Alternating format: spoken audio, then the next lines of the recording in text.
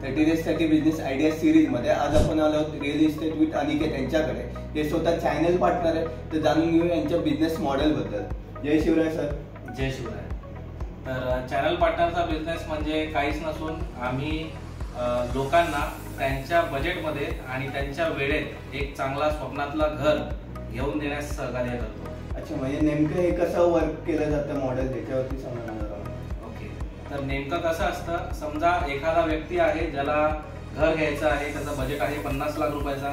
तो राहतोय मुंबईमध्ये, पण त्याला घ्यायचं आहे घर कल्याणला. ठीक आहे, तर त्याला कल्याण लोकॅलिटी बद्दल काहीच माहिती नाही. तर त्या लोकॅलिटी बद्दल माहिती आणि त्याच्या वेळेमध्ये आणि त्याच्या बजेटमध्ये घर घेऊन द्यायचं सहकार्य आम्ही त्यांना करतो.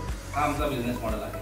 अच्छा, मग याच्यामध्ये पैसे तुम्हाला हे कस्टमर देतात की डेव्हलपर स्वतः देतो? नाही, कस्टमरकडून आम्ही काहीच चार्जेस घेत नाही. या उलट आमच्याकडून घर घेण्यास त्यांचा फायदा आहे. कसा आहे ते मी सांगतो तुम्हाला. जर समजा त्यांचा बजेट 50 लाख रुपये आहे, ते अचानक एखाद्या साईटवरती गेले आणि त्या लोकांनी त्यांना 50 लाखाचा कोट दिला. कस्टमरनी बार्गेनिंग करून 48 लाखाला फायनल केला.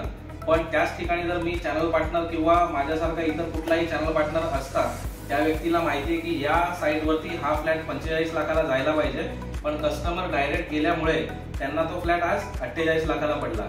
जर त्या ठिकाणी चॅनल पार्टनर असता तर त्यांना तो फ्लॅट 45 लाखाला सुद्धा पडू शकला असता. आणि 4 साईट फिरून ते लोक जे त्या ठिकाणी गेले होते ते त्यांचा वेळ वाचला असता आणि त्यांचा पैसा, या दोन्ही गोष्टी वाचल्या असत्या. अच्छा, मग हा बिझनेस चालू करायचा असेल चॅनल पार्टनरचा, यासाठी कुठले डॉक्युमेंट आणि किती इन्व्हेस्टमेंट लागते? ओके, तर हा बिझनेस चालू करण्यासाठी रेराचं लायसन असावं लागतं. तर हे लायसन्स काढण्यासाठी अप्रॉक्सिमेट 20 ते 25 हजार रुपये खर्च आहे.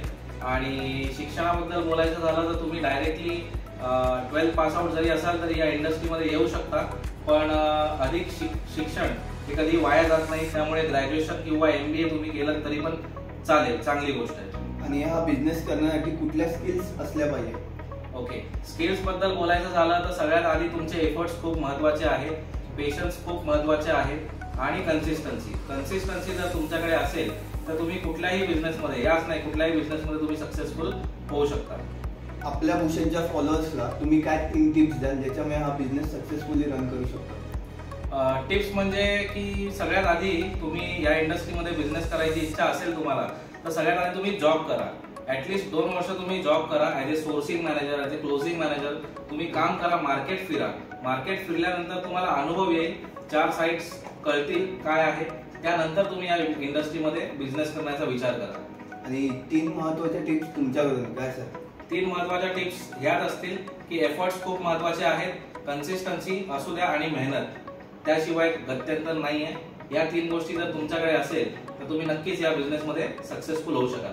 तुम्ही नवीन घर घेणार आहात किंवा तुम्हाला हा बिझनेस चालू करायचा असेल, तुम्हाला लाखो रुपये वाचवायचे असतील किंवा कमवायचे असतील, तर यासाठी नक्की सबस्क्राईब करा, फॉलो करा आपल्या भूषणला आणि रिअल इस्टेट विथ अनिकेतला फॉलो करा.